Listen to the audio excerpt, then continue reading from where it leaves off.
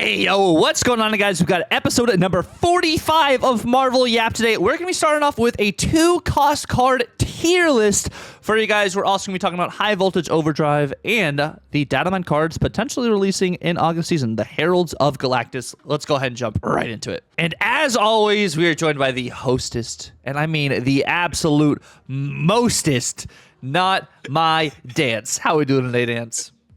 I'm doing well, man. It's a fun day. It's a fun day here in Marvel's Hand. There's a lot of stuff happening in just a few days. A lot of new cards coming out, new game modes, and potentially some cards that we thought were going to be absolutely dead, useless, and just never touched. Maybe they said he was potentially playable and busted with an upcoming card. Yeah, but like, there's still only 12 cards you can put into a deck. So, I mean, it might make, Kid Omega a little bit more flexible than, like, I'm thinking with Elixir potentially. But I'm not still, like, for certain that, like, you have to play them together. Whereas, like, hot take, you guys, or bold take, I think there's a very good chance that Kid Omega becomes, like, a staple, kind of like an X-23 in Destroy. I was thinking about that. Who do you think goes? Who do you think gets tossed? I'm thinking it might be Deathlock or it's Carnage. I was already tossing Deathlock in a lot of instances, but I think 100% Kid Omega takes the Deathlock spot. Of course, Deathlock is an entire lane you can destroy, but the value you get from Kid Omega, like a Venom, I feel like kind of, compensates a lot more than the Deathlock just staying stationary at 5 power. Yeah. Again, I will still stand by it, though, that I kind of do still wish that all the symbiotes had been destroyed. Like, I get it that they didn't want to release a bunch of cards that only worked for a singular archetype. Imagine if this was like Toxin, because Toxin kind of is helpful, right? What if he brings someone back with this? I don't know, maybe that doesn't work thematically. Sorry, lore people. But then you got these other, like, really fun cards. Like, you've got plenty of cards that, like, the rest of them destroy things. And then we've got Kid Omega. I don't know. It doesn't matter in the end, right? Like, it's still going to be different things. It's still going to be fine. But I still will be annoyed that we had a full symbiote season and had like one card in that whole season that was like, oh yeah, this is going to be the card that works with destroying things. Yeah, well, Misery has held up for quite a while too with like what she does, and I think that could also be a thing with like more Fire Hair Kid Omega stuff, which I think is what people are going to mess around with. But in general, what we got going on today is what are we messing around with? We got a 2-cost tier list. It's been a while since we've done a just specific cost tier list, so we're going to be doing that. Next, we're going to be talking about High Voltage Overdrive, which does come out this week. It came out yesterday, I believe, at the time of posting this. Yeah, came out yesterday. We're also recording early today, because we record stuff. We're both recording earlier, so we can actually play the new game mode. So we won't have any experience about that when we talk about it. And then we also have the new Herald of Galactus season, which is speculative to come out in August. That's at least where it's all data mined. So that's what we're thinking is coming out in August when we talk about those data mines.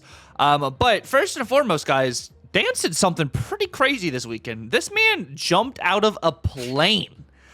Dance went skydiving for the first time, I believe. Yeah, I did. It was so much fun. So what is it? So for me, my dad, my brother, every single like summer, we try to do something together as a group. Because like I live farther away from them. My little brother's moving out of the house and trying to do something at least to like keep us connected. And past years have been, I'd say personally mid to be best. But my brother, he was like, you know what? I want to skydive. And I'm like, you know what? I'm down. He wanted to do a tattoo, and I'm just not really a tattoo kind of guy. And so I said, I'm at the skydiving. I'm honestly a lot more down for, because unless it goes really, really poorly, it's not a permanent change to your body. So it sounds like a lot more fun. It was awesome. My dad actually did it a few times in the past, enough so that he was able to do a free jump. So oh really? No like assistance, just straight up parachute himself. Yeah, no, he did it all himself. It was he didn't join us for this one. Because he's like, he's like, it's been too long since I've done it, and I don't want to do it if I have to have someone help me with it. I'm like, we were like, fair enough. Like, he's done it. He's done it on his own. We're not going to argue with him.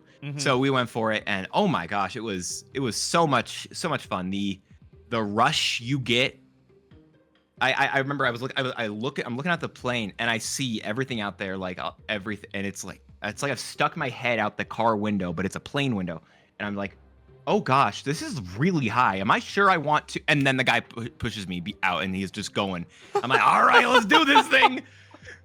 And it's, I don't know, the words can't describe it truly, how you feel during it, but it's a rush to say the least, and it was a blast.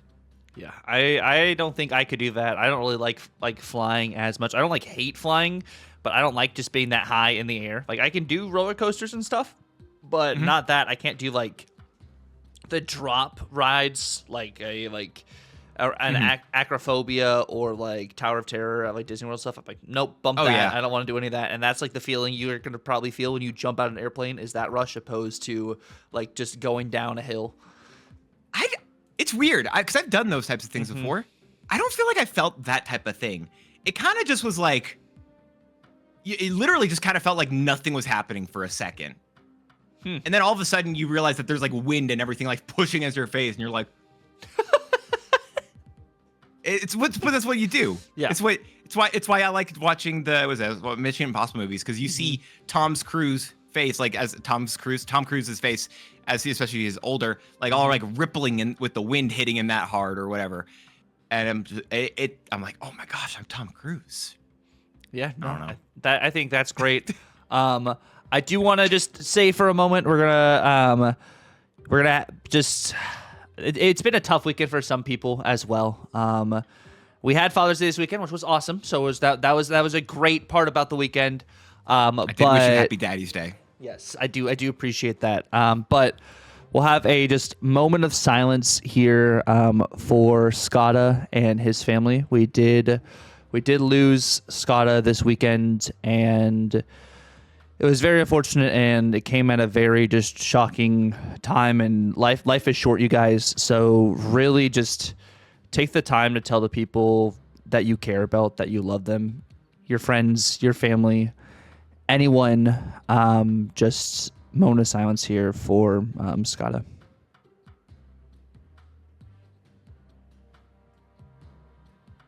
Yeah, Skada was a really cool person. He always, one of the things he was known for was doing Scar decks. It was a really blast. He was regular, at least for both of our chats, someone who would comment at least on yaps and stuff like that. So very, Skada, you'll be missed. And if you are someone who does so, give your thoughts, prayers, well wishes, and whatever you can to his family. But yeah, be around. And then moving along, I think we're gonna jump straight into the tier list. That is the first topic we have here for the Yap.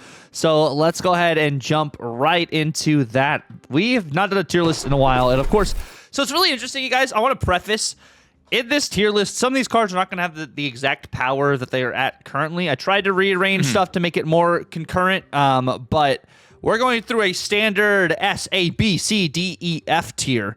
I think I'm actually going to remove the E tier, because the E tier just is always really, really weird, I think, in my opinion. Makes sense. So if I can get my... there we go. Okay. Let's remove this, and then we'll go from here, right? The first card we do have on screen is going to be Adam Warlock. Adam Warlock, I mean, this is kind of just like C, B, right? It's not great, but I don't think it's bad. I could see top of C. I'd be fine. We maybe change it around. Yeah. Yeah, I won't argue with that. Agent Venom. Is this low A? I think it's low A. Yes. Yeah. Okay. Oh, nice. You found D tier. Yep, D tier for Angel. I don't think it's wild, but I'm gonna actually argue Angel is D tier, not just F. Okay, we may make some changes when we come across some of these other cards. Angela, so I think Angela is either high C or low B. I'd say B. I don't know if she's gonna be low B, but I definitely like it. Okay. And Armor, I think it's gonna be it's there with Agent Venom. It's just good card. Yeah. Okay, I could see it fringe A or like mid to high B. I feel it. Yeah, I could see it lower if you want to. I feel like I don't mind it. I like the card. Baramordo. Oh, and this is we found F tier. Cool. F. Black Cat. D tier. Oh, it's D or C, right? I don't know where she fits there. I think D. I think Black Swan. There's an argument for B, but I have her above Adam Warlock in C. I like that logic. Yeah. I was gonna say I think top of C is fair here. Bruce. I kind of think is he? I don't think he's F. I've seen people using him in more and more like random stuff now because you can just like skip a lot less often. I think he's bottom C personally. Well, we may mess around with some stuff. He said no. Anyway, Bucky is B. B. I think B. No, he's not. Never mind. I'm wrong. No, I'm wrong. I think he's C. Yeah, that's better. Cable. I'm gonna be honest. I'm one of the people who think Cable's not a good card, bro. Like even in mill decks, which aren't great, I don't think Cable's a good card. I think he's probably right above, like below Adam in C. That's fair, yeah. Carnage. This is A. I'd say this is A. Straight up. Yes, Like this is an A card. He's better than Age of Venom personally though. I'd say that. Like he's just any sort of destroy, like it just fits perfectly. Like he's just really good. Ooh, I'm gonna stand by it. Okay. Like Age of Venom, right? Yeah, Age of Venom has changed since release a lot. He's no longer the thing where he changes everything to 4 cost because he's now very specific in the list you can put him in. He's still good, but I do think that Carnage is just more useful, just a better card typically. Well, the Agent Venom being able to hit your entire deck and give you a lot of just like flexibility in that sense, like with what you're playing him in, like hitting a Gore, hitting an Iron Man, hitting even like a Cassandra Nova, a Mystique, Thena, Kitty, Havoc, like getting that extra 3 power does really add up. Yes, Carnage can, destroy a lane, and Carnage gets to 8, but I think like the Agent Venom value just is incredible. I think the Carnage value is incredible though, because I feel maybe they can sit in the same spot because like just because Clog's a thing, right, bro? Hood, you go for Hood and then Sentry in the Void are both in the same lane. Carnage gives you is that a net 17 power? If you don't have priority, yeah. And Age of Venom requires that you have all those cards directly in your deck still. There's a lot of ifs here. Can we agree they're in the same spot? I'll let you put Age of Venom first because alphabetical order, but I think they're in the same spot. You think like 1A, 2A, like just like, or like 1B, 1A, whatever in A, like okay. Yeah, basically. I think they're both. I think they're both good cards. I'm not like. I don't know. That's where I'm at with it. You'll see after like Kid Omega and stuff this week. I think this card even gets even. That's more value. also. So I'm okay. That's also a big thing. I'm okay with it there. Cloak is. I think it's his top of D. Top of D. Yeah. Dude, Cloak isn't a card that's played anymore. You have Madam Web. That's true, and people just play Strange instead. Yeah. Okay. Colleen. Bottom B. Bottom B? I was gonna say bottom A. This is like, I mean, you tell me a world in which you can try to get a what's the card thing? A Bullseye deck without Colleen Wing. Yeah, with the dock and value and stuff. What she does, either bottom A or top B. We can put her. I'll take top B. How about top B? Top we'll B. Do top B because that's a middle ground between what we're talking here. Baron Mordo found his friend. Colossus. I don't even care about that rank. I don't care which one's higher. Like that's just it's F rank. They suck. Daggers A tier. Yeah, I agree. Daredevil is either. I'd say bottom B. I like the bottom B, especially now with the super giant changes. Exactly. I've been playing some of that. Dazzler is B tier. I think she's above armor. Okay, I'm here for it. Yeah. Doctor Strange, top C. I don't think it's bad. You think it's up there in B? I think Strange is. I just don't think he's. That's fair. I don't see as much of move bounce personally, so I could argue that definitely. Domino. D tier. It's gonna hurt me. I think she's gonna stay top of F. Top of F. Mm-hmm. Even with the Affliction Ajax deck. Wiccan Affliction Ajax. Exactly one deck that's found use for her. Okay. I don't know. I've seen every single other card get used more than her.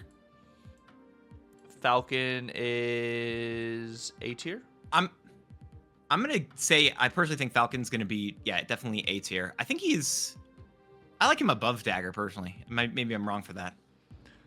Fenris Wolf. I've got a few cards that I think are gonna go in the S tier, and I think Fenris Wolf is not one of them. Yeah. I led you astray right there. I hit you with that little misdirect. Top of, or not top of, I think middle. I think yeah, that's fair. Yeah, I like that. Firehair.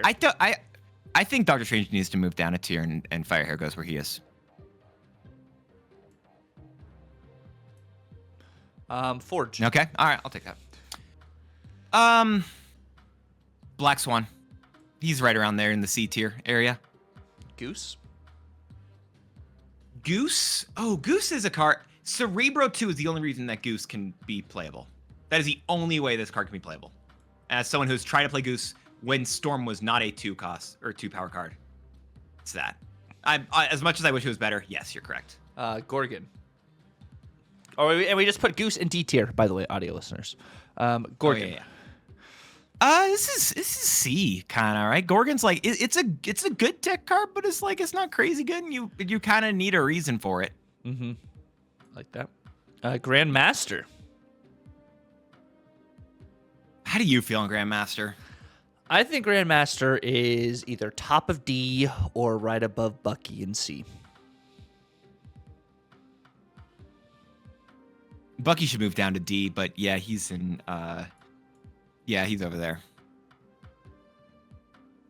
I actually still stand by Bucky being better than Goose, honestly, but. I'll put it better than Cloak. What about Havoc? B tier? Oh, what if he made it so he was the worst card in A tier? Wow. I know. I'm gonna say it. I stand. I'm gonna get Agent Venom argument. Everything you said about Agent Venom. Think of that. Think of everything you said. Let your own words be used does Agent against Venom you. Take away Padawan. energy. No, but Havoc gets to 11 power by playing him on turn 5 if you've used Agent Venom or Bast. I will put him above armor. Yeah. All right. Hulkbuster. This is D tier, right? Like, I get there's a couple destroy decks using Hulkbuster, but like, it's not amazing. Yeah, no. But this next week, this card will transcend in value. Yeah. Invisible Woman. I think she's D tier right now. We're not in July yet. Yeah, right now I think that's a fair thing for us to say. She's worse than Black Cat, I think is where she's at, honestly. Yeah. Iron Patriot, A tier. I'm glad with where Iron Patriot is. This could be bottom A. This is bottom A. Okay. Jeff. I love that, dude. It's Jeff, the cutest baby land shark, once the best card in the game. This is like it's just good. I think this is just like a good card. I kind of think he's above Iron Patriot, but that's it.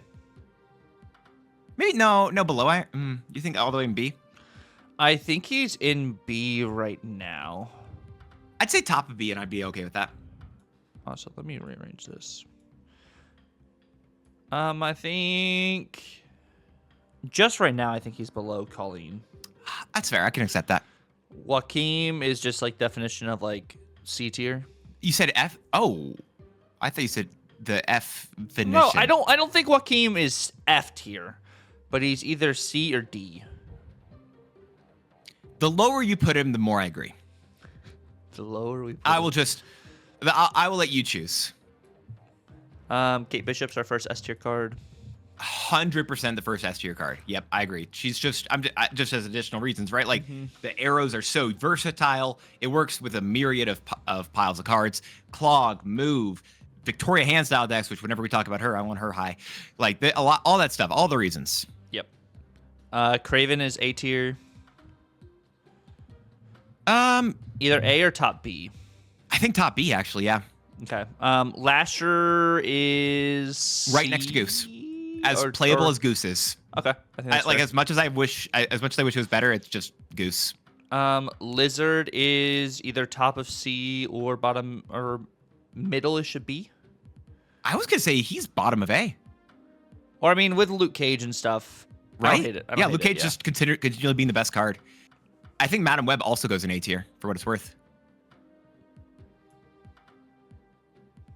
Fringe S tier, top A tier.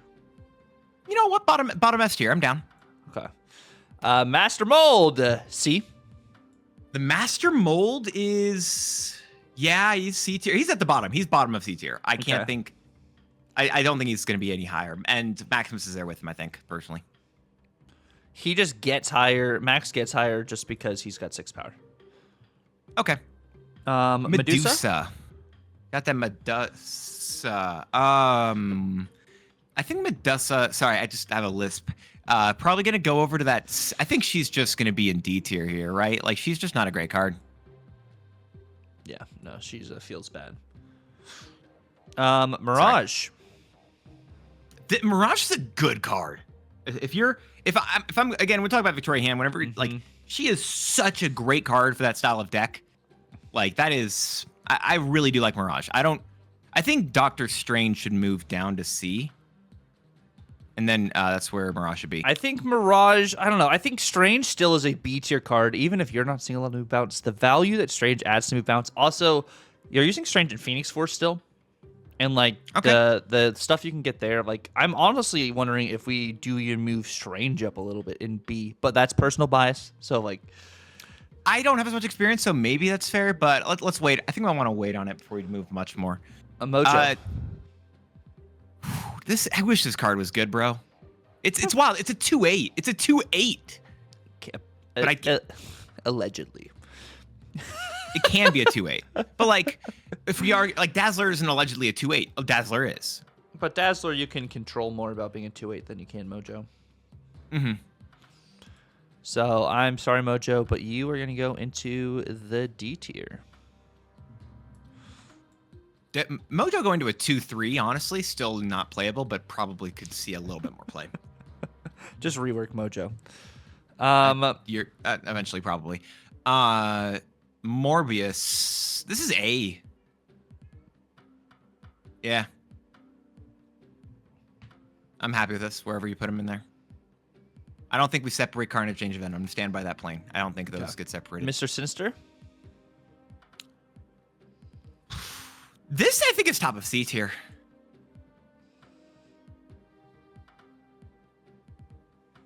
Until the next card. And then Multiple Man takes Mr. Sinister top of C tier. Yeah, I agree with that. I stand by Mysterio being one of my favorite cards in this game just due to the unique way that it works. Okay, I personally would put him in A. Honestly, I kid you not. And I know it's probably wrong there. So that's why I am not telling you to put him in A. I'm telling you where I would put him, and I now tee it up to you. I put him right above Fenris in B tier. All right, I'm down. I do think he's a good card, though. Like, I do also agree with that.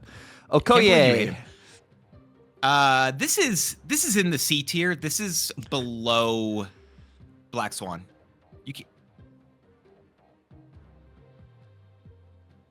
What, you telling me that you think she's worse than Maximus?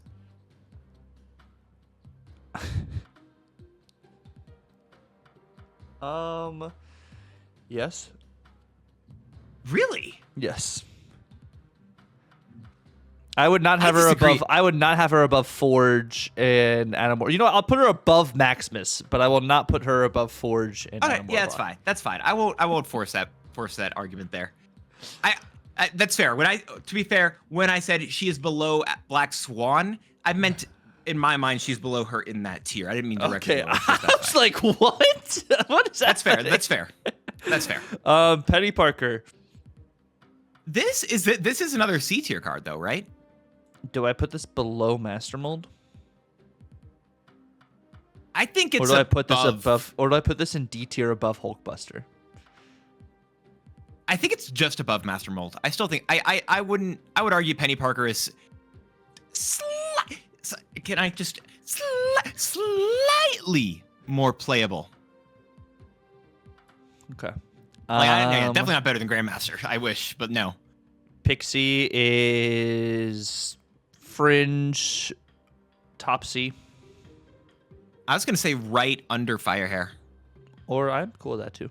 I was being generous, but I don't. You don't need to do that. It's fine. Hey, I'm a Pixie enjoyer as well. We're chilling.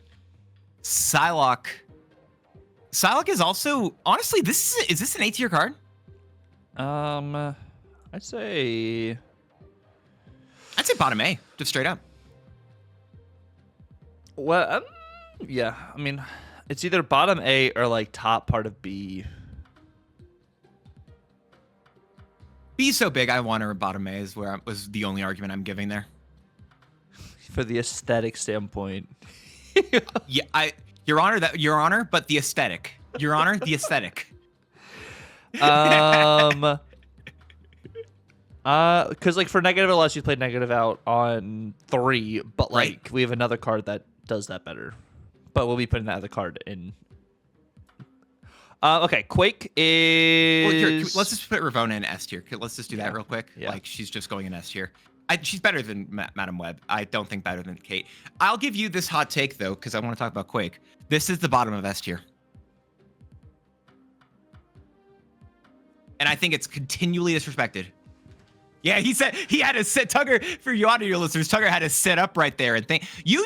Quake is an insanely good card. I think this is one of the best cards in the game that is consistently not being played. One of the best cards in the game that does not make the 12th slot. But when you use it, she is so good.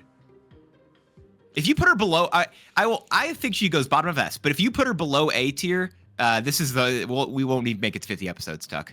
That's just letting you know. I'm just letting you know. This man wants Quake in A tier.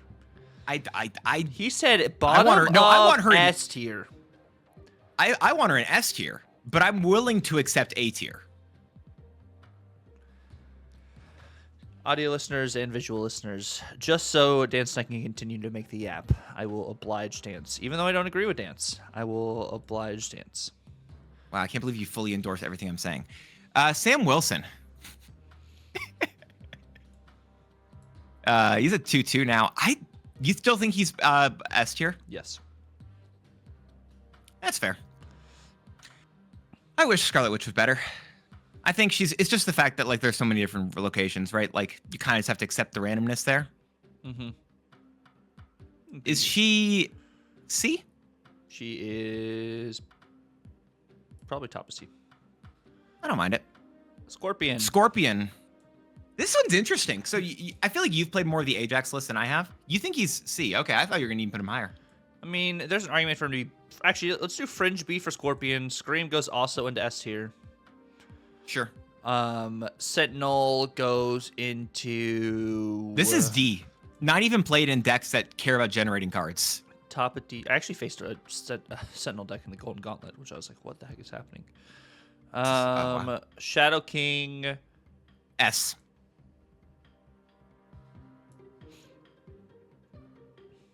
I think Madam Web should be bottom of S. I don't think she should be higher. I think I was gonna do that. True. Shocker A, bro. Throw him in the F. Throw him in the F tier. Not even playable when he gets an ability. Shocker. Not Scream. Silk. Silk, especially with the addition of both Batroc and Hydra Stomper, is actually a pretty solid card, I think. Just for that deck in particular. I feel like Scorpion. I feel like she's below Scorpion. Below Scorpion. I think Scorpion should be higher, actually. So it puts Scorpion above Pixie, and then Silk right below Pixie. Deal. Spider-Man. This is one of, if not the best redesign in Marvel Snap history. Spider-Man's new ability when he did this instead. God, it was such a great ability. I love this change. I like the card. Where do you think he goes? I think Spider-Man's bottom B. Or right, I'm fine with that. Or right above Silk in B. Because you can target this a little bit better and it doesn't get offset by your opponents either.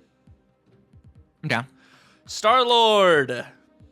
And you know what does his name start with, Tuck? No. His It name starts with a an D, S. right? Oh, I thought it started with a D. Wait, Darlord. Oh, it's really pixelated on my screen. Sorry about that. Sorry. That's on me. Goodness, Mysterio's already on the board. There's no illusions. This freaking dude, bro. Listen, hey, it's too early for me. I got to troll. Okay. Swarm. What does his name start with? No, I'm sorry. Swarm's not S tier. Swarm this is honestly top of B tier. top of what? Top of tier. Top of Bayer tier. Thaddeus is like, he's next to Bruce Yes. in D tier. But he's above Bruce. Collector should be S. An S. I think he is. I think he goes between Sam and Scream. Oh my gosh. I think Collector's, the amount of decks you can use Collector in is insane, and the value you get from him is doubly so.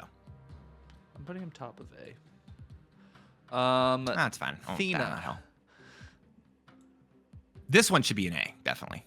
Yes, I put Athena right above Dagger, or no, right above Falcon, below Dagger. Sure, I'm down. Toxin.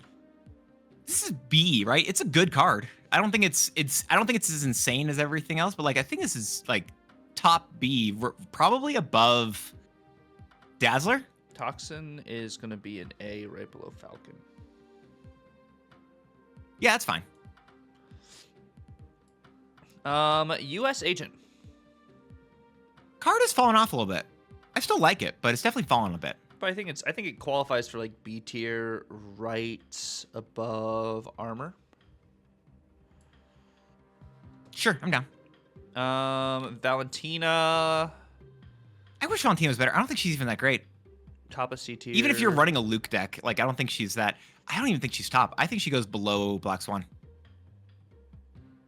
I think we're also gonna move this here.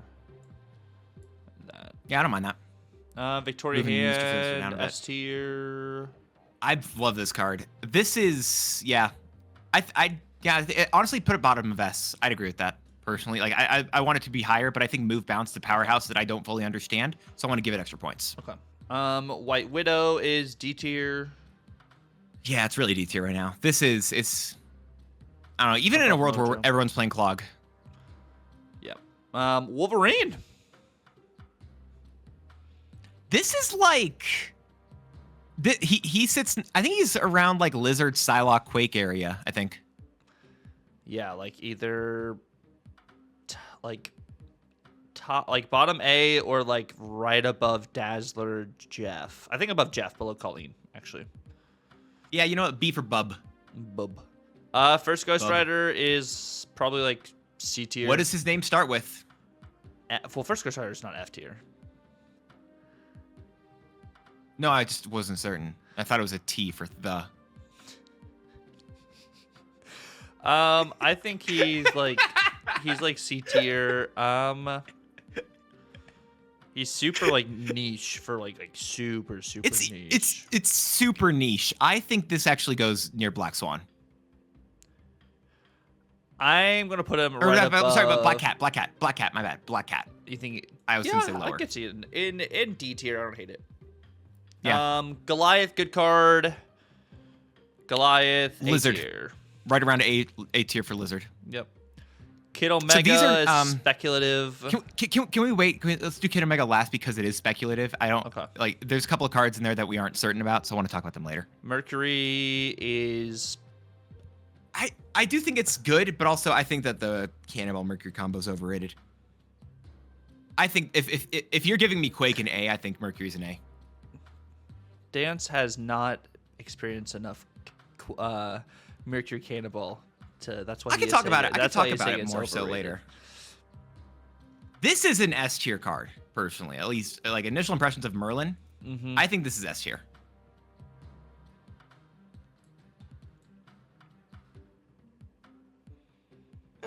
I Yeah. I think he's right there. I think he's I think I'd give him some edges over Sam, but.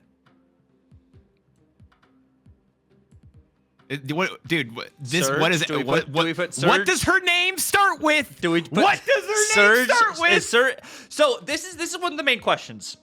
Which once we get to not this card, we have another card. We have Surge at the top of S tier at the moment. Mm-hmm. We have Zorn going into C tier or D tier, either or. Maybe top of D. Yeah.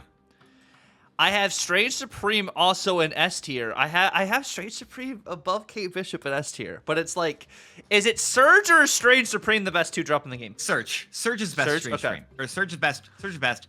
Strange Supreme being above Kate, I don't like it, but I understand it. Yeah. So I think this is how it goes. Yeah, and then I think there's one more before we get to, or two more before, three. God, there's three more before we get to speculative. I haven't played enough. I actually have not played a singular game with Jennifer Kale. She's pretty good. So like, I was like, why do we need another card? Activate, add energy. But it's like, wait. So yeah. Like Psylocke on tempo. If you don't have anything else to play, is like, I just played 2-drop. I have extra energy for no reason.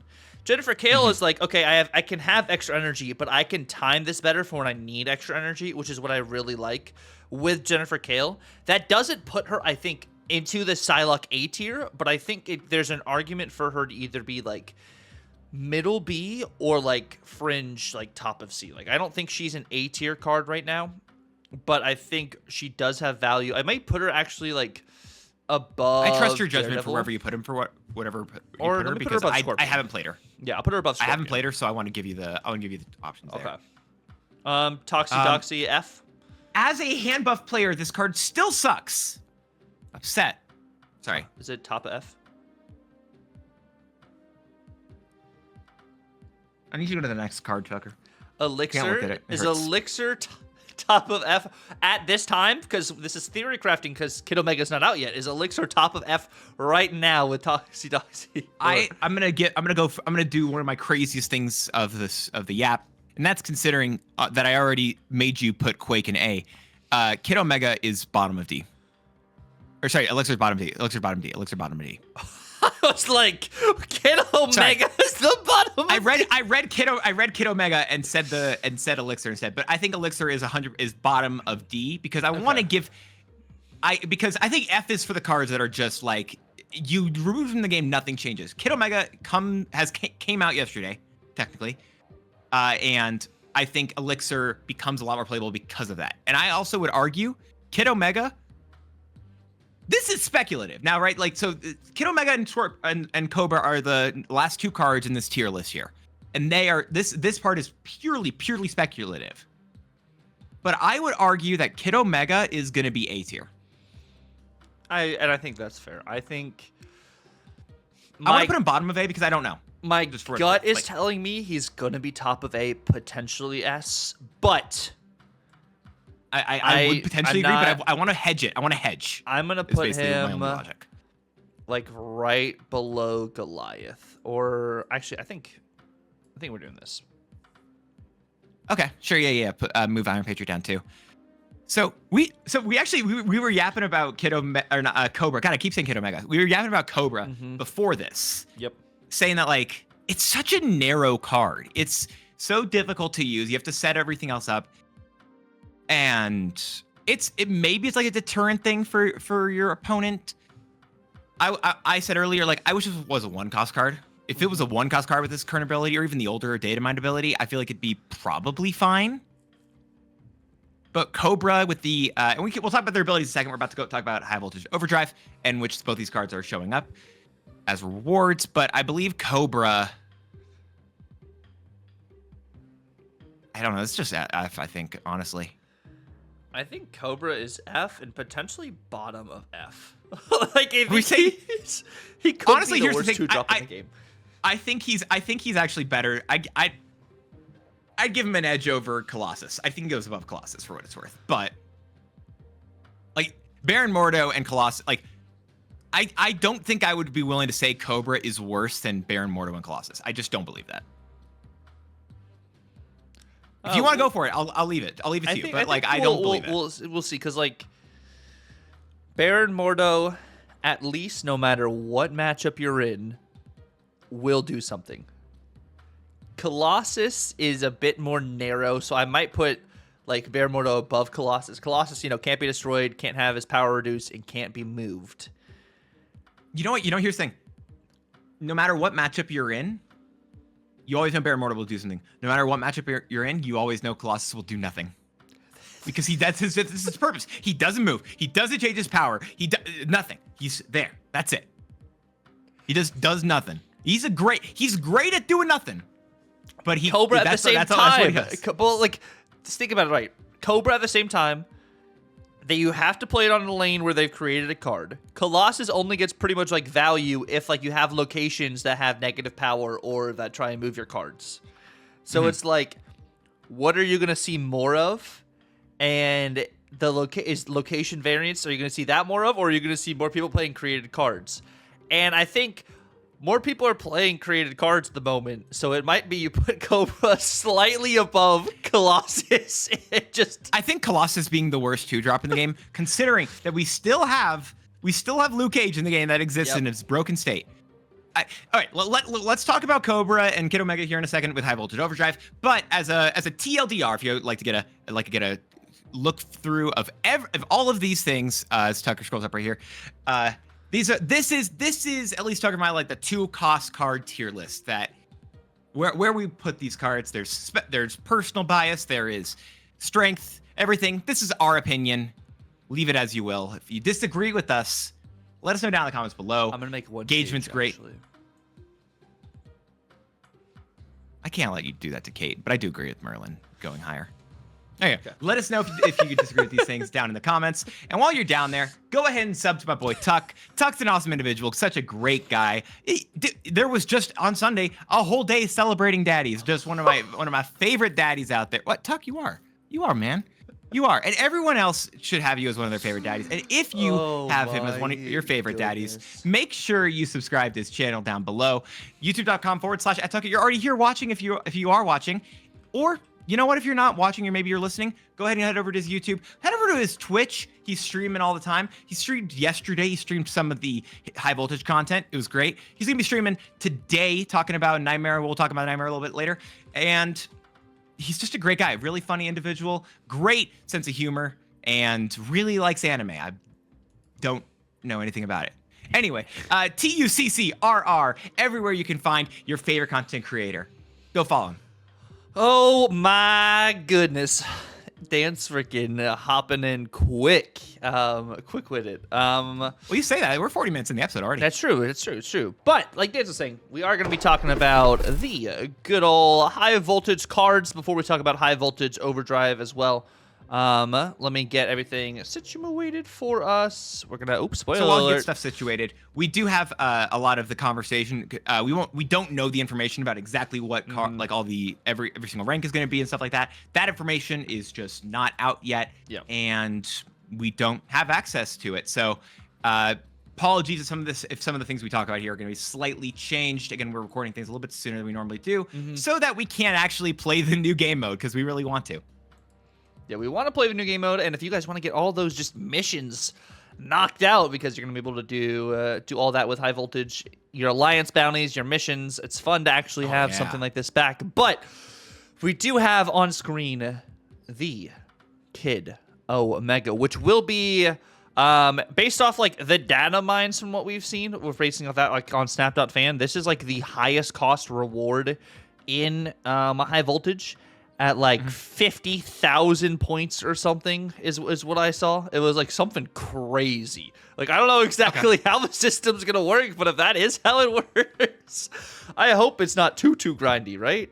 So apparently, there's like the portal pulls, right? Yeah.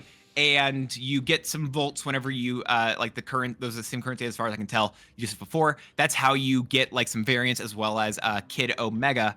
But then apparently there's also a new thing for Overdrive called just for XP that just unlocks rewards as you go, which I think is going to be similar to what we actually had before, what we used volts for before. And then volts are going to be used potentially for like a shop thing. And then, what is it? But for those rewards, we do have Kid Omega. I think one of the most interesting cards to come out into the game.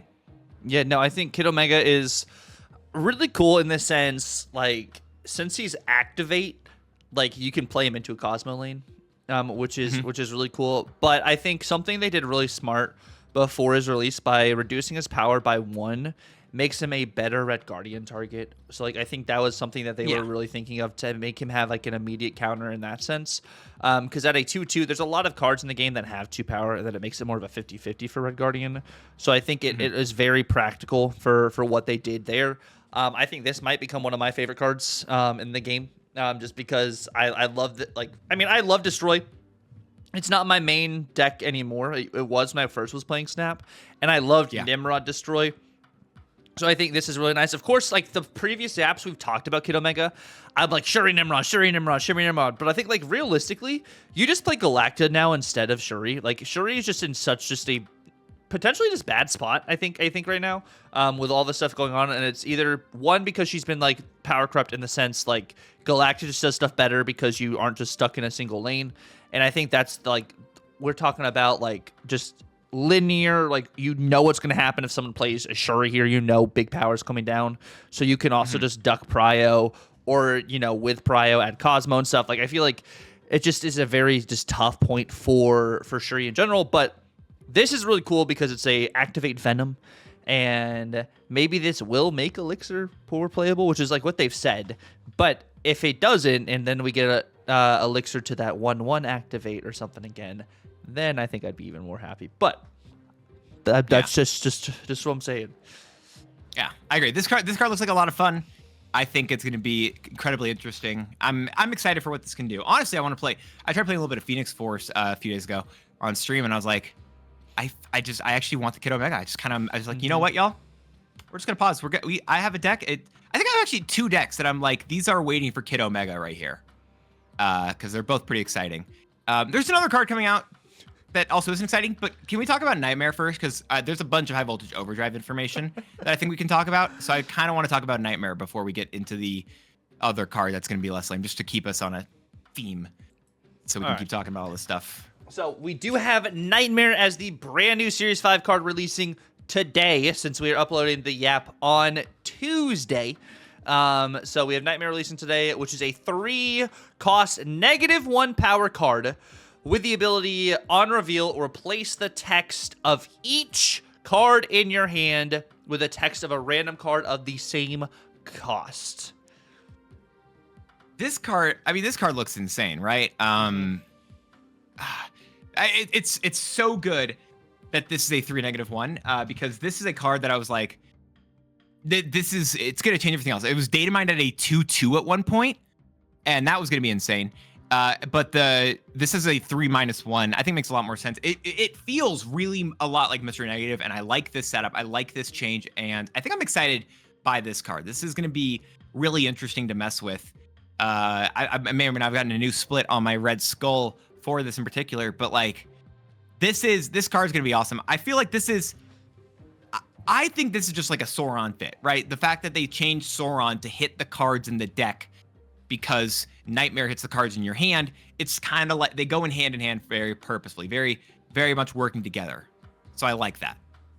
Yeah, no, I think they do definitively just go hand in hand, because like a lot of what you're doing with Sauron is you're removing the ongoing abilities from a lot of these big cards that just have like negative abilities, and like Nightmare being able to change those to something better. I mean, you saw in the dev video they used Sauron as an example as well. But I think it also could work with some potential like big dumb idiot restrictiveness.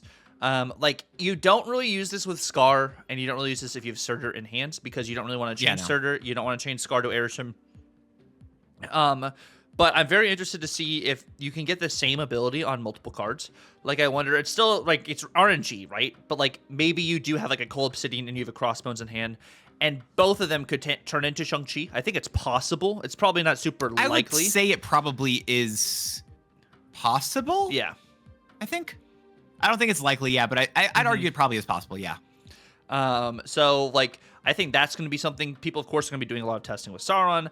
I think also, like, potentially just, like, some just big card stuff, like War Machine kind of cards, I think also is going to be an interesting shout. Like, the goal is, of course, Galactus Infinite. But like a lot of those, like an Infinite, even like a Giganto being changed, or even like Agatha. I think Agatha is an interesting shout with this card.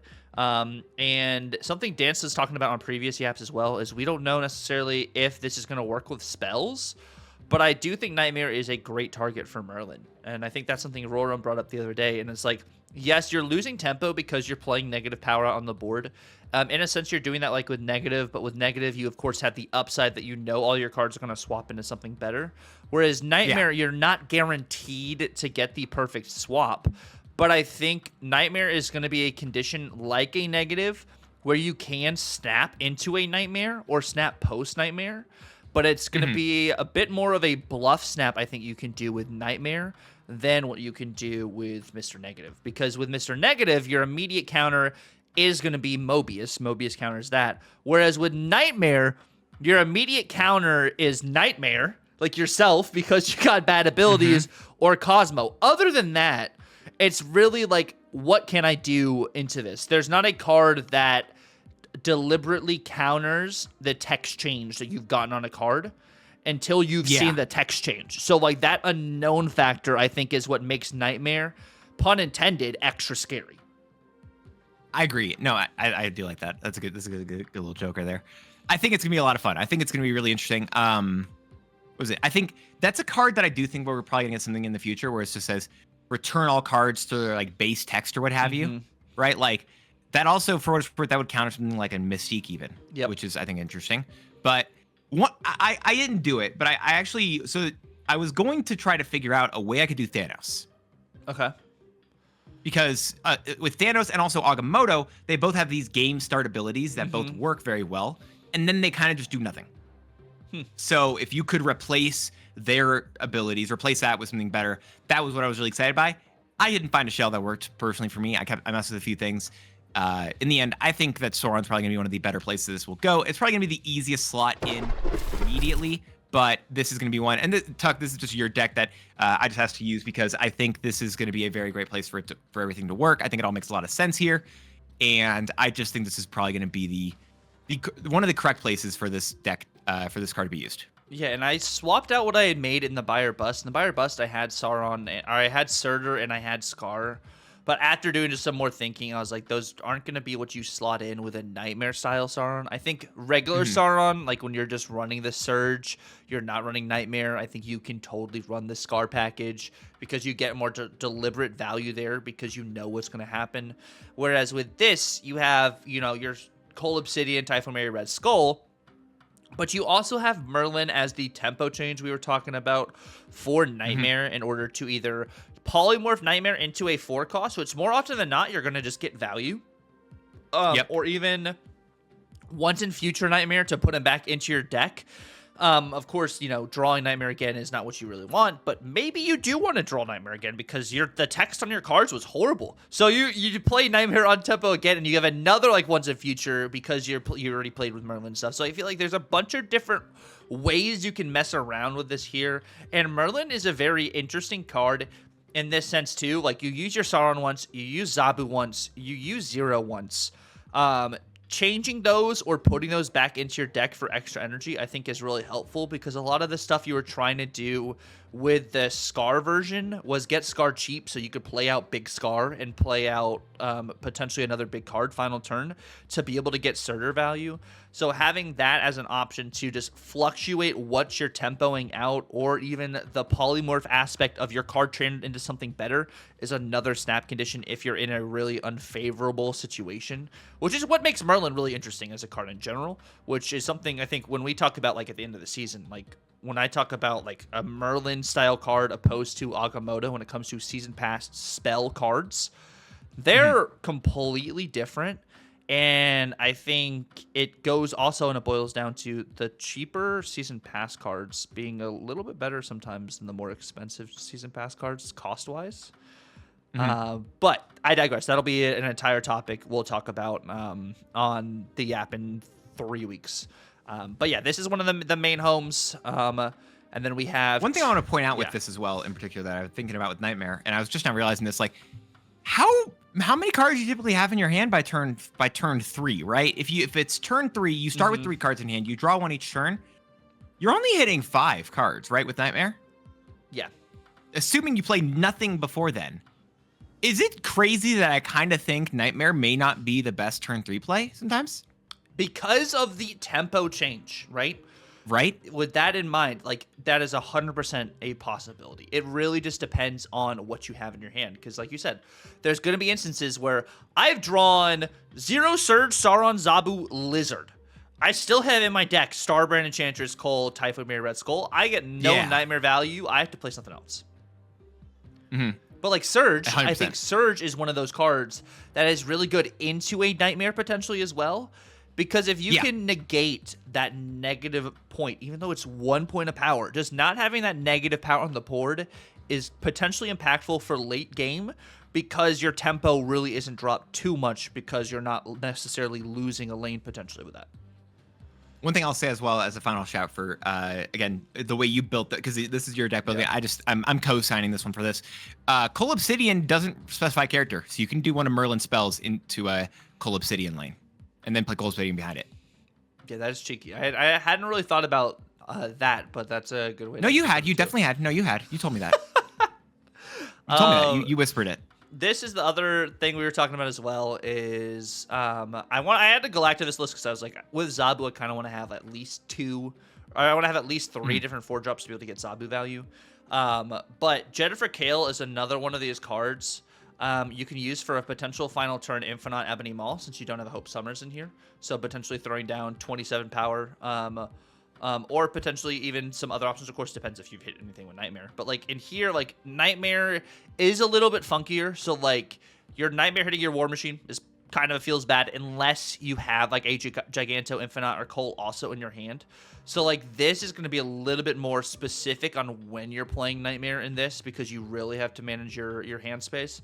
But that's why I think at the same time, Nightmare is a really good potential bluff snap card because your opponent doesn't know what you have in your hand, but you played Nightmare. Maybe you have like the worst hand possible, but you're snapping into the Nightmare because you're like, well, they don't know my cards didn't change my Ebony Maul turn straight into a freaking Martyr, but I'm snapping it because I'm like, well, I high rolled. What are you going to do about it? Am I crazy? I feel like I want this to be, what is it? I know you put Galactus in here. I feel like I want this to be a Legion deck. Yeah, I didn't want to do Legion because I but you can totally put Legion in here. But I was like, I don't want to do the cringe Legion stuff. But I think Legion definitely is. I don't even think it's cringe. Oh, that's no, fair. it is. I think that's fair. It is. It's really interesting though as well because like I'm really thinking about that tempo thing about like like you have to have specific cards in your hand for the turn 3 Nightmare to be good. Yep. Tuck, did we think this card? I wonder if this card's gonna be as good as we think it is. So like, I'm thinking about how difficult that tempo is because you have to play it best case scenario on turn 3. You lose the tempo for it, and then if you have anything you don't want to get hit in your hand, you just lose the ability there. And maybe you get something better, and we'll have to see as time goes on. But like, I don't know. I'm starting to realize like the tempo cost here, all of that. I'm starting to feel worse about Nightmare all of a sudden. That's why, like, at first I was like, he's gonna be my favorite card of the entire season. But when we did our rankings, remember, I didn't have him as number 1. I had him still in like my top 5. But I think we have, of course, the tempo change. But I also want to keep in mind, think of like Erisham. Erisham is different because Erisham does give you extra energy. But that unknown factor. What exactly has my stuff changed into? What exactly did they get from Erisham? Is one of the big things I think with this card. So it's like really, you have to be smart about how you're playing Nightmare and when you play Nightmare. Like I wonder if it is, I have a really bad hand on turn 3. I don't play Nightmare. Is Nightmare only good to play on like a turn 3? Because, like, think about Mr. Negative. You get Mr. Negative on 3, 4, 5, you Jane Foster.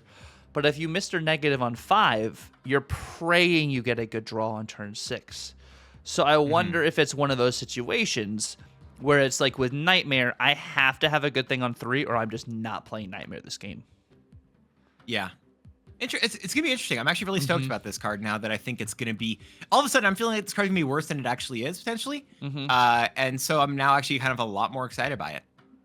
Yeah, which makes it like if this card that's at 2 costs, I think this card would have been absolutely OP because at 2 costs there's no downside. There's a 2/2 and 2/2 is just solid stats for it, no drawbacks. Like I think they could have made it a 2-1. No, I need to stop saying no. We should play the card. Play the card. Play with the card, and then I say it. Just say it. Yes. I say it. And then this is another one on your list you had also inside of your buy or bust video. If y'all aren't watching those, I already did a shout out, but I'll shout it again. Watch them. Yeah, another really interesting, cool place that I think this would be a lot of fun with. Yeah, and I was thinking, so like I have Black Bolt Stature and Lady Deathstrike in here because if I do Nightmare, those are 5/7s, so they're pretty good stat line for a 5 cost, even if it swaps into another 5 cost, which is why I was like, I don't hate this actually being what it is. But and also, I do believe, no, actually no, it wouldn't work. I was thinking if I had Moon Knight and then I Nightmare. My stature would go back to 5 cost, right? It wouldn't stay at 1 cost, or would it go? Yes, I believe so. Okay. I believe so. So I don't know exactly. Its ability counts for that, so I don't think so. So something that'd be cool just to test to see what would happen. But like Nightmare hitting an Agatha, Galactus Agatha. Yeah.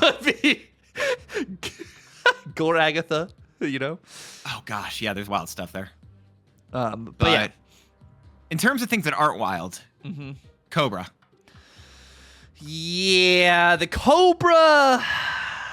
Freaking Cobra. I don't know, man. This card is just going to be not great. I don't think this card's going to be amazing. I wish it would be, but I don't think this is going to be great. It's not even a tempo loss thing, right? I feel like we're just low. We've talked about this card quite a few times. This is just, I feel like this is going to be the worst card out of this high voltage overdrive. But you know what I typically would say is the worst card? Is Airshim. But Airshim's banned in Overdrive, Tuck. Yep.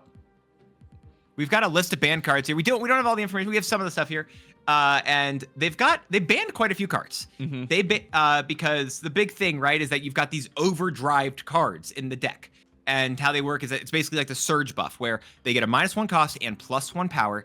It is 8 random cards they just shove in your deck. Whatever those cards you get, whenever you play one of them, I believe it activates a specific weird like effect that you get overdrive effect. And what is it? And yeah, playing a charge card. So it's beneath the reactor, you receive a reactor effect. With each turn, that reactor the effect will increase in scale as long as the reactor is active. Playing a charged card, one of those, adds 1 charge to the reactor. Once the reactor has 5 charges, it will explode with the listed effect at the end of that next turn. So you can try to synergize with it, or you can play your charge cards early or late, try to hold them, do all that fun stuff there, which I think is pretty interesting. It's going to have the same other rules as high voltage, where you're going to be getting 2 to 5 energy per turn for the first 3 turns, but they give you a 4th turn in this game mode as well, where no energy increase, whatever energy you've been at before, that's where you're going to be out here to still draw 2 cards that turn. But you also, again, have those 8 extra cards that you've shoved into the deck, or the game randomly shoved into your deck. And like I said, some cards are just banned in this game mode. Some of the ones that are banned here are the cards that basically generate extra things for you. Agamotto, Thanos, and Airshim are the big 3, right? None of those are going to be able to work. As well as, speaking of big bads, Kang the Conqueror and High Evolutionary are both banned in this game mode as well. You also, because again, they're adding extra cards into your deck, they don't want to give you too much synergy with Darkhawk, so Darkhawk and Cassandra Nova are both banned in this game mode, as well as because they are putting extra cards in your deck. They don't want you to be able to decrease their cost with Quinjet, but they won't let you increase their cost either with Gorgon. And just to make sure that because end of game effects can get weird here. They don't let you do anything with Mysterio, nor with with what's called Black Widow, because they want you to draw the cards.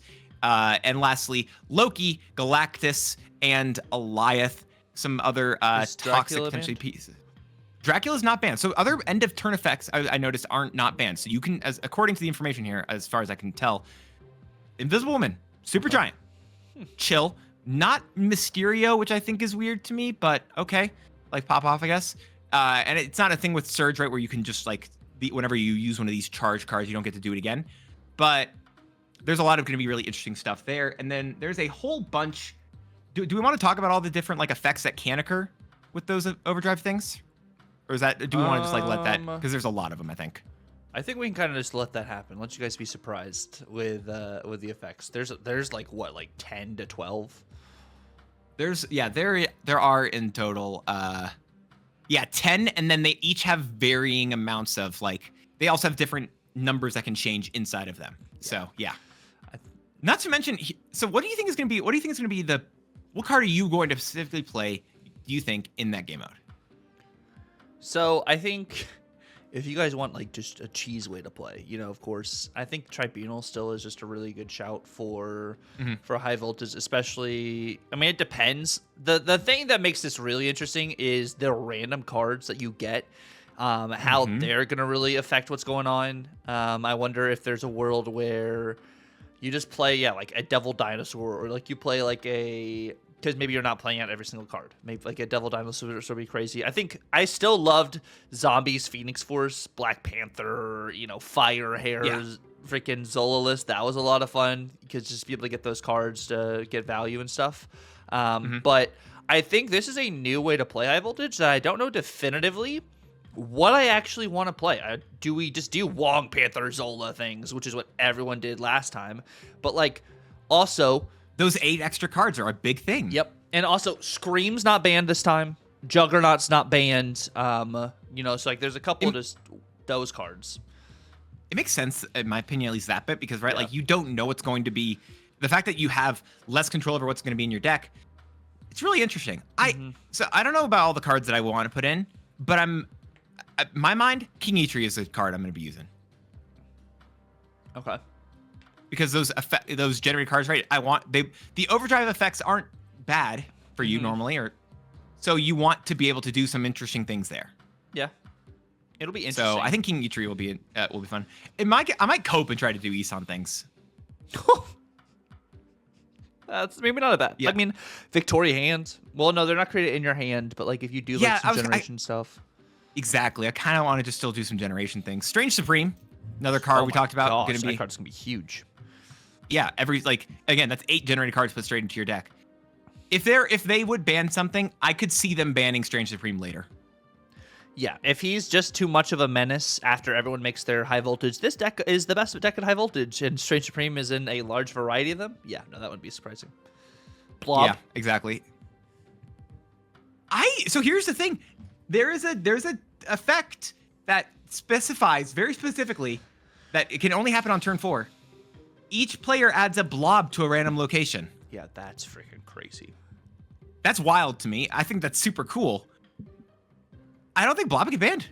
No, I don't think blob will get banned, but I think maybe you run blob yourself. So if you don't get the location, you have another blob to mess around with. But anywho, I think high voltage is going to be fun. High voltage is always normally, it can be a little bit of a grind fest. I'm hoping it's not too much of a grind fest with... Right, they were willing to change it up for this, so hopefully not. Yeah, so we'll see what happens there. But we do also have some craziness coming out allegedly in August as we look at... they banned Galactus from this game mode. That's true. So they banned Galactus because he came back in force. They want Galactus to come back, like they had said, in force in August. And let's go ahead and take a little peek-see at what we got coming out in August. As we start off with the Airwalker, which is a 3-cost, 4-power card.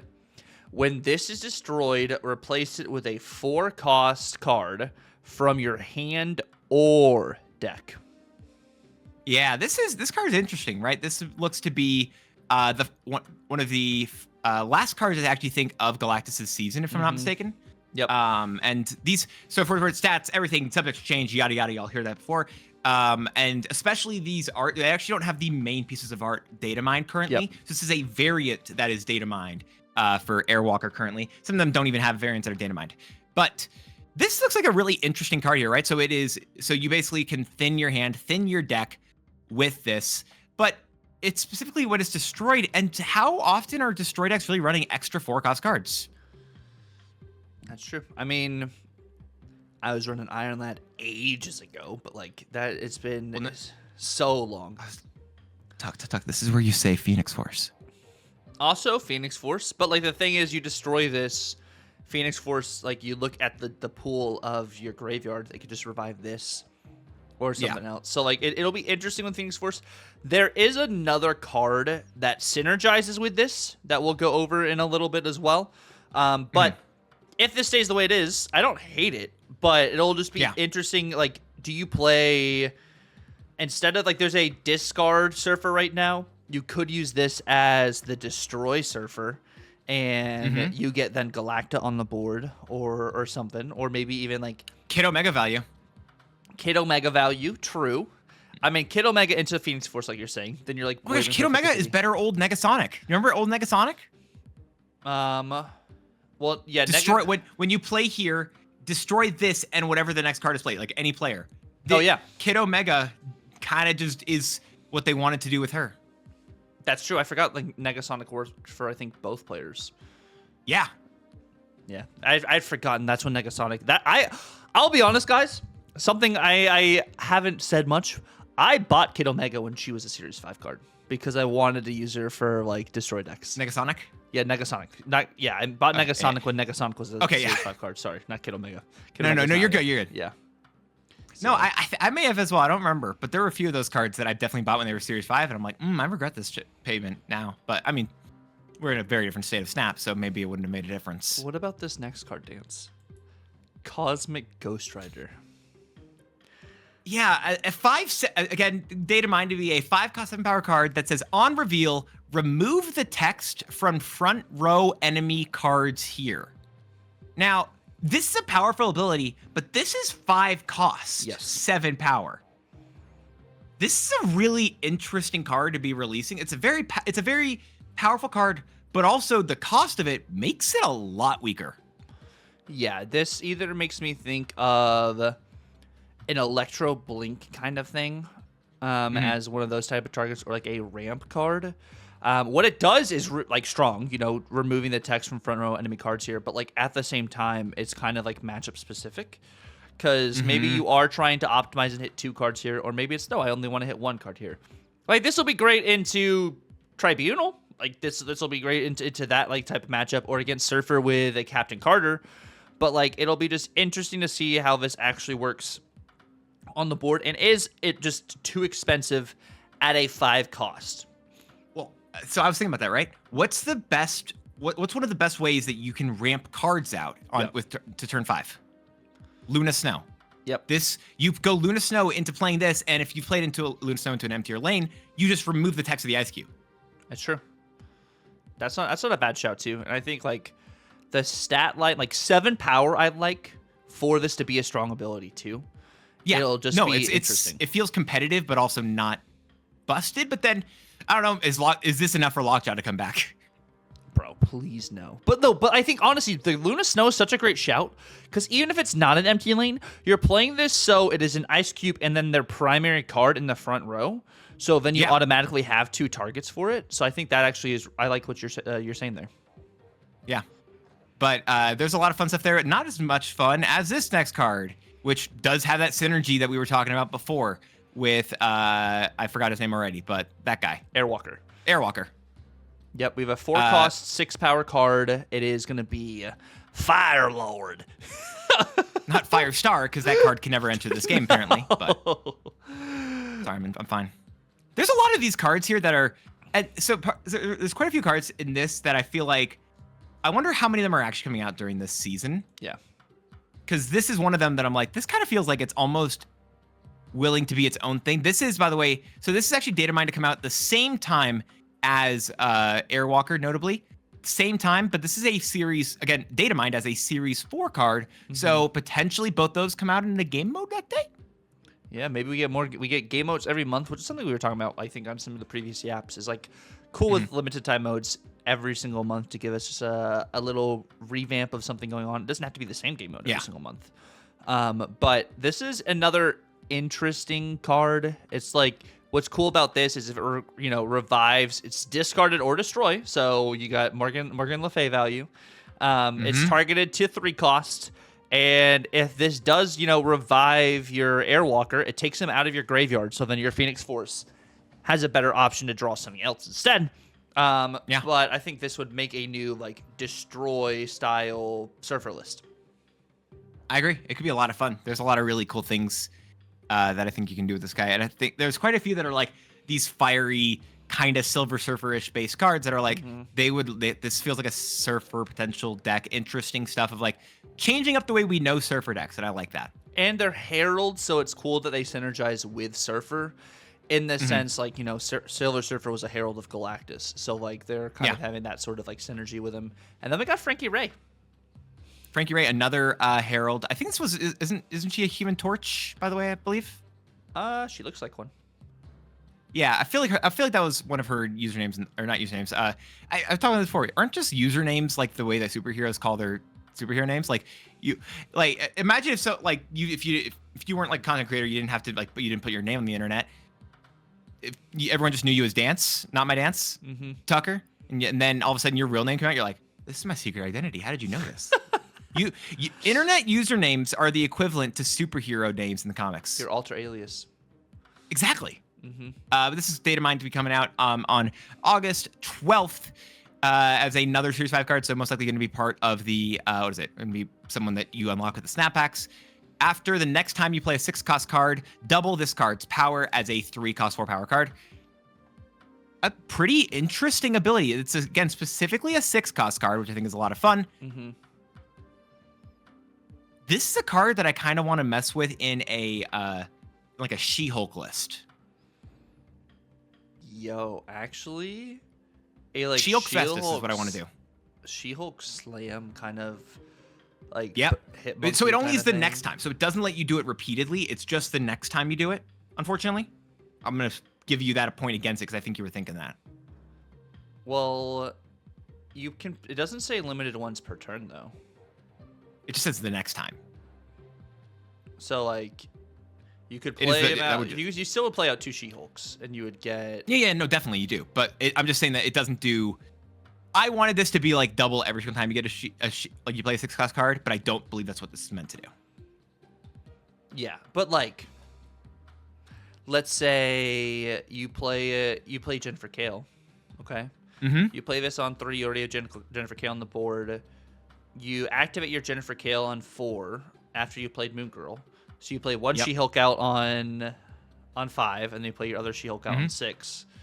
I think there's a couple different ways you can mess around and get like extra value with this, but it's either you have to ramp out like with an Electro, or you have to ramp out like a Jennifer Kale / Luna Snow kind of thing to get value with this.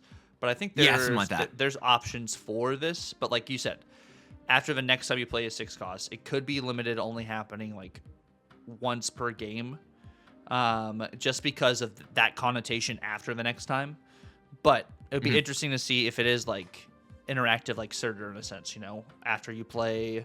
Because Surtur's text, is it after you play a card with 10 more power? I'm checking that right now. I'm checking that because you maybe question it. Yeah, it just says after you play a card 10 more power. It doesn't say the next time, which is why I'm really going into the. If they take off the next bit. time connotation, I think that's better for this card too, because you're kind of. I think it's more busted if you do that. Well, I mean, busted in the sense. I think you have to make it a 3/2 if you do that. I mean, how many times even as a 3/2, it's kind of good. How many times are you playing out a 6-drop normally? If you build a deck meant to play out multiple 6-drops and make it a 3/2, and you remove the next time thing, I think that's where I'm talking about, and very specifically there. Like you're correct that oftentimes you're not, but even this becoming just a 3/16, which is just doubling twice, is really, really powerful. And I don't know if they like that's some incredible power creep, personally. Yes, it is definitely incredible power creep, but like I still think you can more often than not you're only going to get this to go off twice. Yeah, if I agree. That happens. So yeah, I don't know. I'd be interested to see how it works. Maybe they make it a 4-cost instead if you can do it consistently. But also here's the thing, it does let you double this card's power. So if you've got like, again, that's why I mentioned Festus earlier, as well as the new season pass card for next month. We'll talk about that probably not next week, but week after. Use one of those types of cards where you can give this card additional power, surge as well. Yeah. Anything that gives you a permanent buff to this card's power lets this card ramp even further. There's another hand buff card that we'll talk about here, and I think in a little bit, but yeah, it's really fun. I mean, we have some 316s already. You know, you've docking could be 316. True, but I think it's harder typically to do that than 6-cost playing cards. But yeah, we'll get there when we get there. I don't know. I think they're both almost about the same. Just nonetheless, the next card we have is going to be Galactus. This is the season pass card. Yep. Of the Galactus season. Mm-hmm. This is a cool. Talk it through. So this is reading off the description, which you can't see on screen because they don't have the card up for it. Is Galactus First Step. It is a 6-cost, 10-powered card. My Herald is the next character I see you play. No, but what's the card's ability? What's the card's text? That's such a weird thing. Well, then it says end of turn, +3 power if you're winning my Herald's location, if in play or in hand. Meaning, when you draw Galactus, the next card you play when Galactus is in your hand becomes his Herald. And if you're winning the location where you played that card, Galactus in your hand gets +3 power. Or, if Galactus is on the board, like gets drawn from Sakaar, like let's just say like in that sense, the next card you draw, if Galactus was the last card you drew, or not the next card you drew, the next card that's played, that card is then becoming his Herald. So, like, it is a very new way to kind of gain power for this card, like these type of cards in Snap itself, because there's not really a card that next time, well, I guess Surge is kind of that next card, the Surge card you played, if that, does this. But this is a newer kind of, like, ability for cards. Yeah, and for the reason I was saying it in that weird way before is because I wanted to point out that this card's text is worded weirdly than we've seen other things before.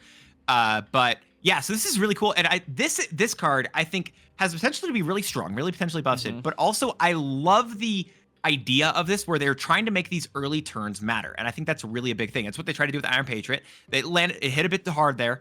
But My Herald's next card, it basically makes it so that every single turn, as soon as you have this in your hand or you've played it, or whatever card, it makes it so you actually want to fight for a location a lot sooner. And this is a card that I'm willing to bet your opponent would see it gain power. Yes. Just due to the fact that it works the same way as Red Hulk in terms of the end of turn +3 power, if in hand or if in play. Yeah, no, I think this if not, I think that makes it incredibly difficult. I do believe you're going to need to see this. So then you also know as an opponent, I need to play for this lane. If not, this card's getting hidden power, you don't see the animation, and you're not fighting for that lane at all. This card just gets absolutely yoked. So, like... No, I think this card would honestly be busted if this was hidden information. I cannot imagine that. But yeah, this is Galactus First Steps, which kind of doesn't have any synergy technically with the other Galactus, but I love this... As someone who I've said before, I don't really like the fact that we're reusing the same character, just doing like First Steps versions. At the same time, this is a really cool ability. Like, legitimately, none of the Fantastic Four that are data mined for next month got me as excited as this ability, so I love it. Yeah, and I think this is a really good potential Wiccan card. I think this oh my gosh, yes. pays really dividends into that, especially like the Quicksilver value you can potentially get with this. Like, I'm going to give you a hot take for this card. Martyr. That's 2 turns you can most likely win with Martyr. Like, yes, you're right that you have to deal with it elsewhere, but I'm gonna be honest, Doug, as someone who's been like trying to play with what's the guy? I've been forcing myself to use Ancient One. Replacing the text of Martyr really, Matt, is sick.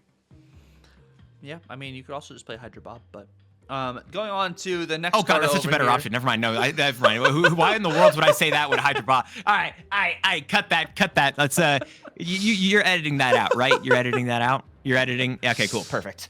I mean, what's this cool card doing? It's 1 point of power different, but still, it's just infinitely better. All right, next. Oh my gosh, that's actually better because if you're losing you're so correct. It's Hydra Bob. Oh my gosh.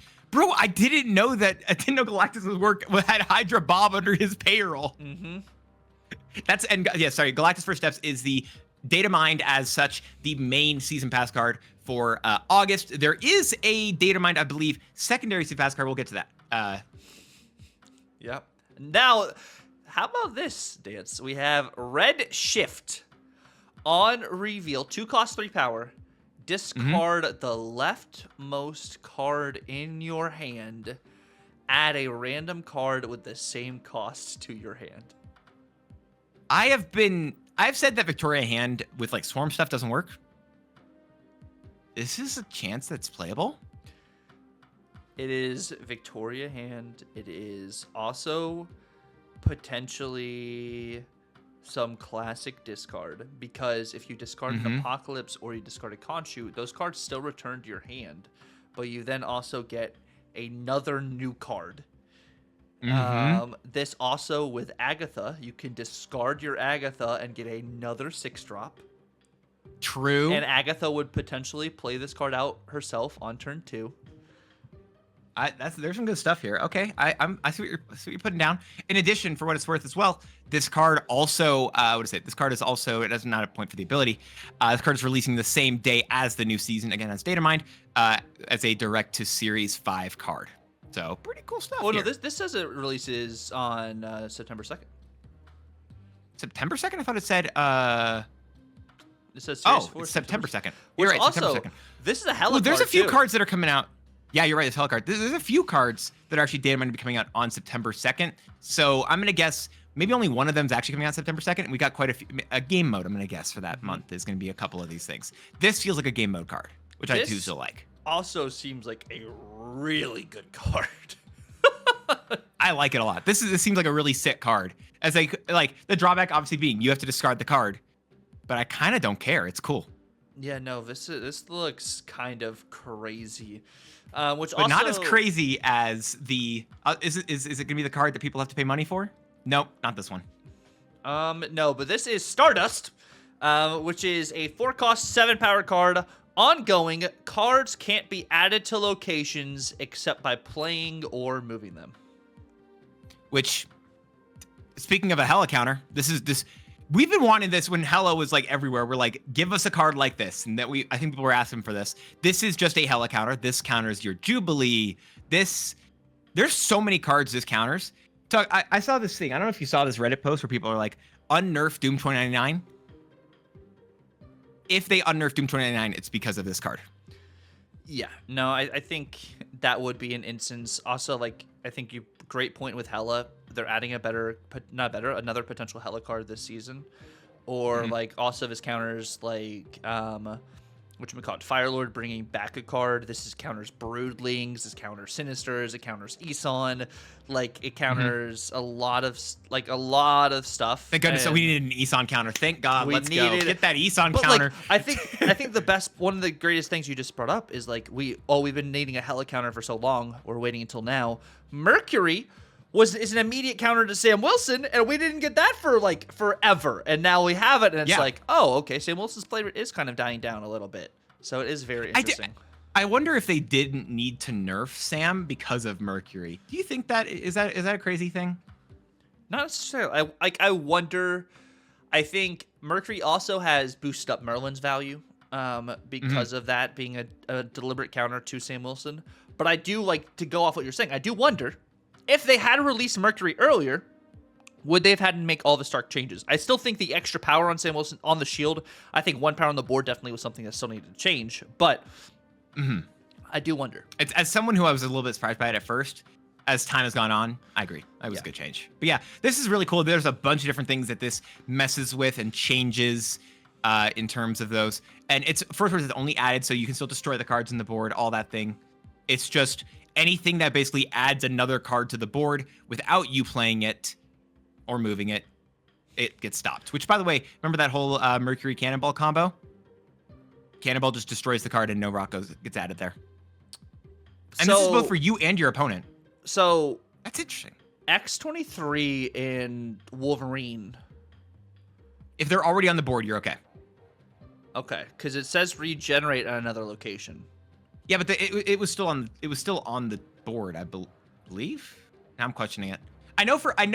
I'd be willing to bet money that like polymorph is okay, but like now you're making me question those. Makari nerf, thank God.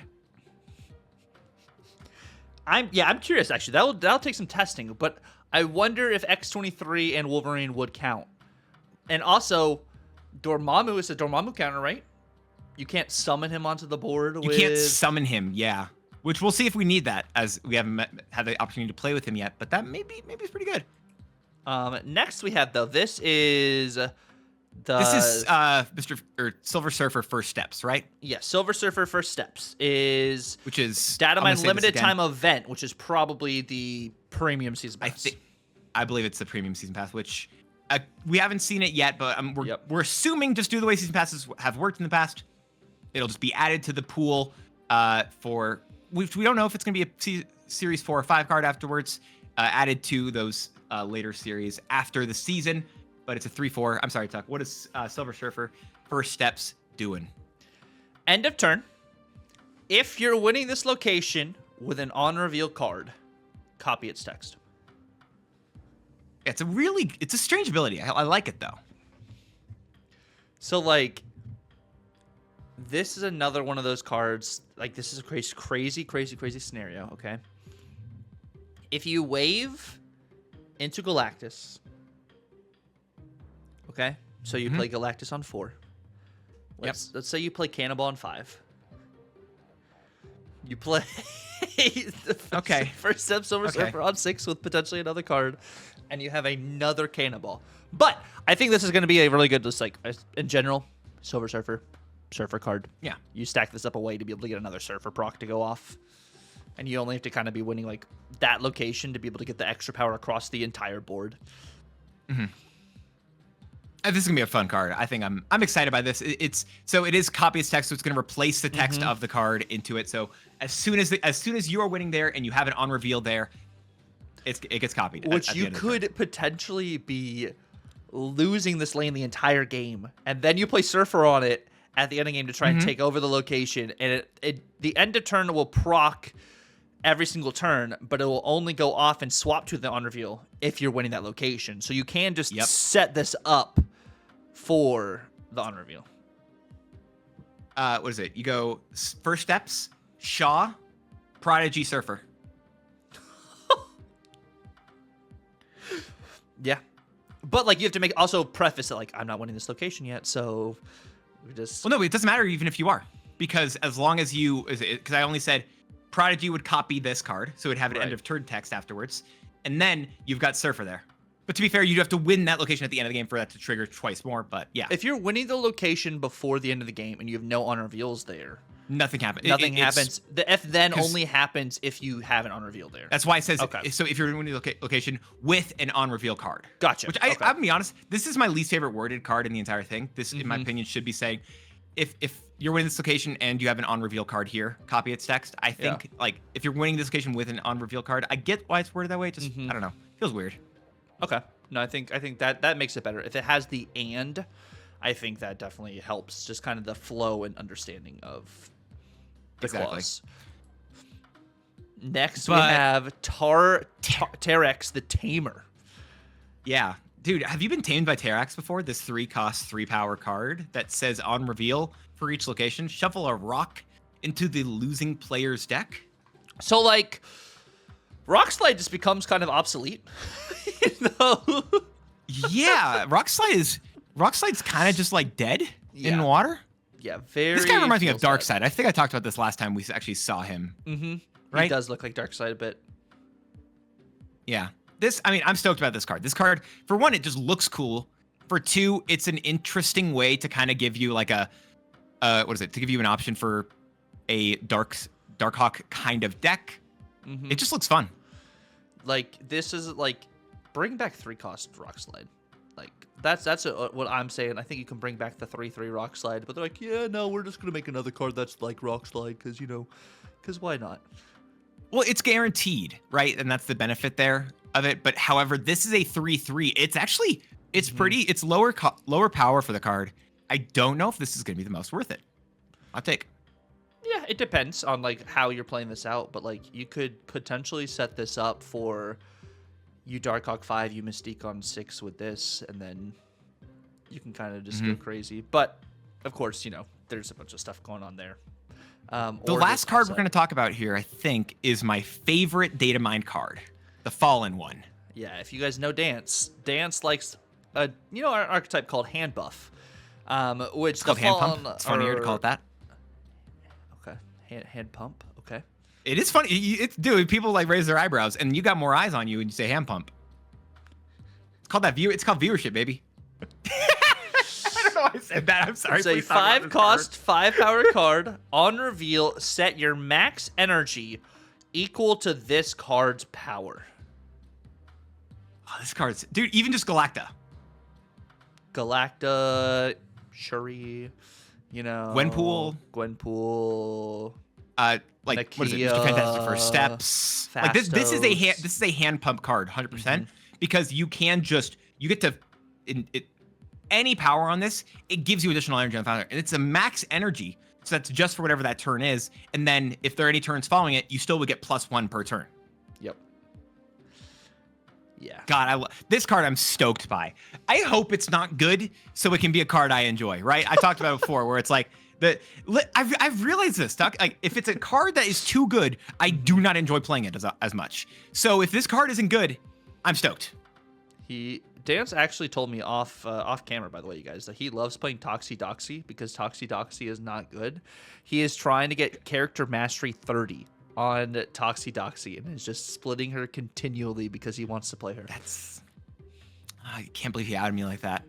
It's a shame. But you know what? I'm actually going to out, though, Dance? You know what I am going to out? I'm going to take this time right now to out all of Dance's links that are going to be down in the description below that you guys need to be clicking on. You guys need to be following. You guys need to be subscribing to this absolutely amazing dude. I'm telling you guys right now, he makes fantastic YouTube content. He has fantastic Twitch streams, high energy, high yappage, both of those, as well as posting on Twitter on the regular, where he posts all of his deck info, all of the statistics on the deck, and the links to his YouTube videos, which you guys should already be subscribed to and already be watching. Please do stop what you're doing right now and click on all those links down below and hit them with all the follows, all the subscriptions, because it's free.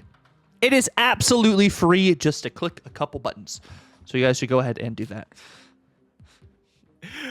These are some fun data mines, though. I'm really stoked about all these data mines. It's going to be I think there's a lot of really fun stuff coming up in Marvel Snap. And this is just the cards that are data mined to be coming out in that Galactus season. There are even more coming out next month that we haven't even talked about that we've seen stuff with. And we're not going to talk about probably until next month actually occurs. Yeah, we probably won't be talking about these until probably the second week of June, because the first week of June still is this season with Clea. So isn't it June now? Or not June, July. Sorry, I can't. Oh, okay, cool. I was about to be these months are blended together. I think it's the third week of June right now. Yep. So, yep. So, all right, Kang over here. Yeah, I can see. I see everything. I see the future. But we do want to say, what's the buff to you? What's your buff? I've been waiting to know how you're going to get fixed in Marvel Snap. How am I going to get fixed in Marvel Snap? Well, you said yeah, Kang. Yeah. Change all 3 locations. Just randomly? Yeah. On that note. Thank you guys so much for watching the video.